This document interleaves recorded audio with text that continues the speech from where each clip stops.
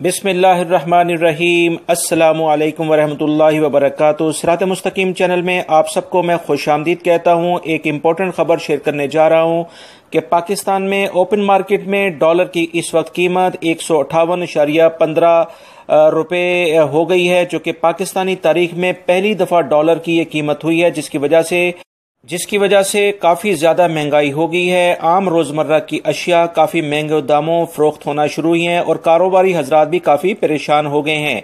इस बारे में मजीद जो इतलात आई हैं कि सऊदी रियाल की ओपन मार्केट में कीमत 41.10 यानी कि 41 रुपये 10 पैसे का तकरीबन मिल रहा है, जो कि काफ़ी ज़्यादा सऊदी अरब का रियाल पाकिस्तानी की तारीख में बुलंद तरीन सतह पर चला गया है। और यूएई दरहम इसकी कीमत भी तकरीबन जो है वो 42 रुपये क्रॉस कर गई है।